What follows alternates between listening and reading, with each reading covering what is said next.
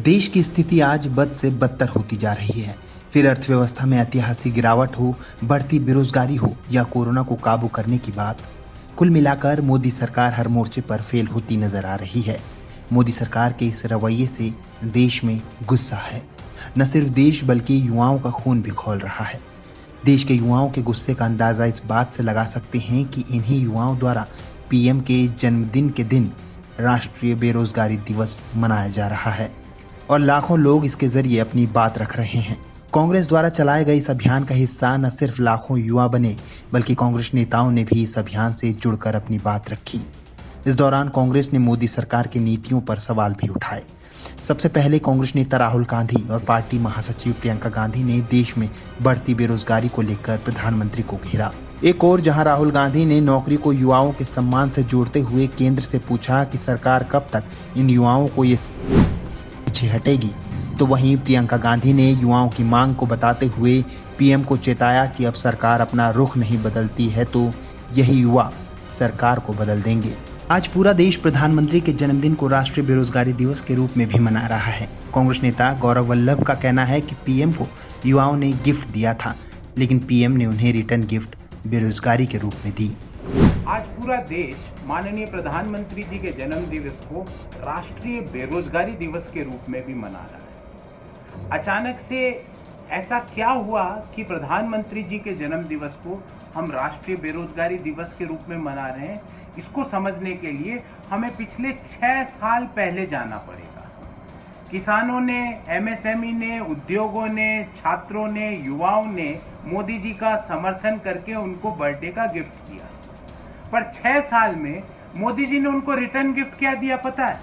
किसानों को return gift मिला या तो मंदसौर में उनके ऊपर गोलियां चलवाई गई या कुरुक्षेत्र के ऊपर सड़कों के ऊपर उनके ऊपर लाठियां पड़वाई गई। ये उनको रिटर्न गिफ्ट मिला। एमएसएमई ने अगर उनको समर्थन करके उनको गिफ्ट दिया तो उसको वापस रिटर्न गिफ्ट मिला नोटबंदी के रूप में कि वो पूरा सेक्टर ही साफ हो गया, खत्म हो गया। मध्यम आय वर्गीय लोगों ने मोदी जी का समर्थन करके उनको गिफ्ट दिया तो उनको वापस रिटर्न गिफ्ट मिला कि 5 महीनों में, अप्रैल से लेकर अगस्त 2020 के मध्य 2 करोड़ 10 लाख सैलरीड क्लास लोगों की नौकरी गई है। अगर एक परिवार में 5 सदस्य माने तो लगभग 10 करोड़ से ज्यादा लोग इससे प्रभावित हुए। ये उनको रिटर्न गिफ्ट मिला है। अगर हम बड़े कॉरपोरेट्स ने मोदी जी का समर्थन किया पिछले 6 सालों में, उनको रिटर्न गिफ्ट क्या मिला? हाल ही में 2 दिन पहले हमने देखा दुनिया की सबसे बड़ी कार बनाने वाली कंपनी कह रही है कि इस गब्बर सिंह टैक्स के साथ मैं यहां हिंदुस्तान में काम नहीं कर सकती, वो चली गई। जनरल मोटर्स है वो पहले ही जा चुकी है। तो ये उनको रिटर्न गिफ्ट मिला। और जो युवा लोग थे जिन्होंने मोदी जी को समर्थन करके गिफ्ट दिया, तो मोदी जी ने उनको रिटर्न गिफ्ट ये दिया कि 3 करोड़ 60 लाख लोग अभी नौकरी की तलाश देश में कर रहे हैं। वहीं कांग्रेस प्रवक्ता सुप्रिया श्रीनेट ने मोदी जी को उनके जन्मदिन पर एक ऐसा चश्मा भेंट करने की इच्छा जताई जिसके जरिए पीएम को असलियत नजर आ जाए।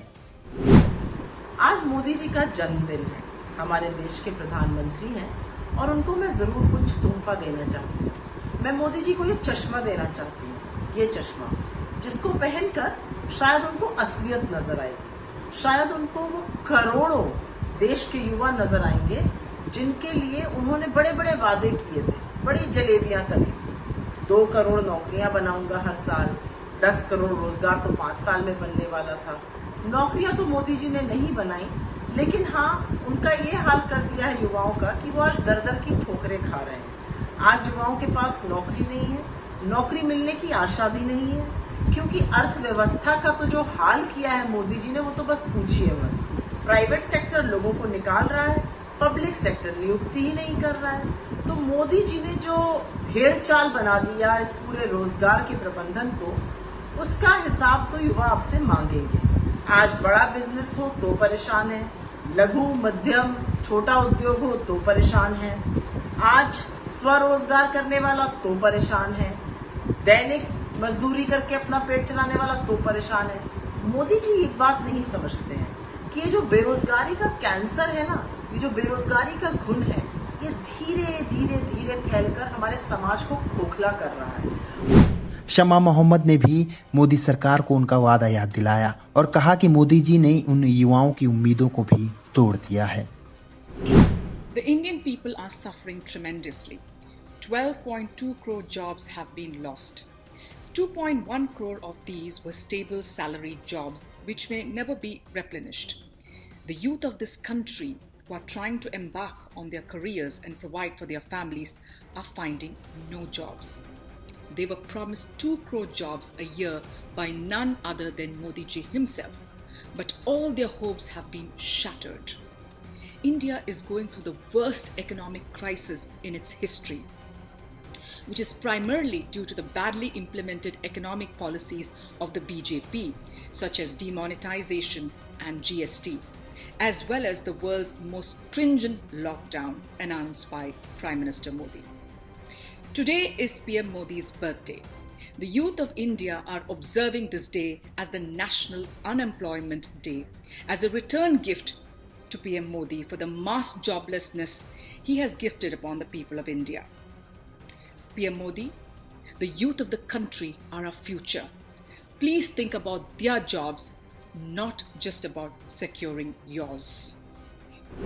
उधर प्रवक्ता जयवीर शेरगिल ने भी पीएम मोदी को जन्मदिन की बधाई देते हुए उनका बर्थडे गिफ्ट याद दिलाया और कहा कि मोदी सरकार आर्थिक मंदी की धीमी जहर का प्रबंध करने में व्यस्त है।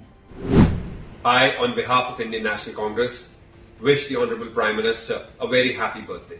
Shri Narendra Modi ji, in the year 2014 and 19, got 2 big birthday presents in form of huge mandate, but he is yet to give a return present of development to the people of India. Instead of baking and sharing the birthday cake loaded with cream of employment, double farmer income, profit for MSMEs, BJP government has been busy administering a slow poison pill of economic recession to the country.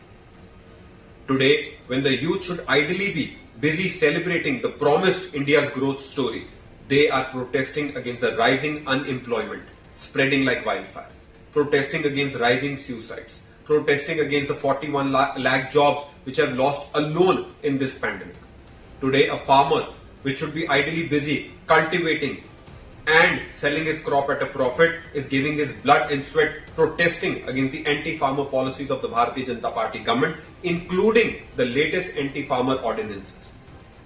The small scale, medium scale industrialist traders which should be busy manufacturing, creating jobs and exporting products are today waiting for the 6 lakh crore due owed by the Bharatiya Janata Party government to the business community. Today, they are wondering why 1 in every 3 MSMEs is closing down, why there is a dearth of demand in the market.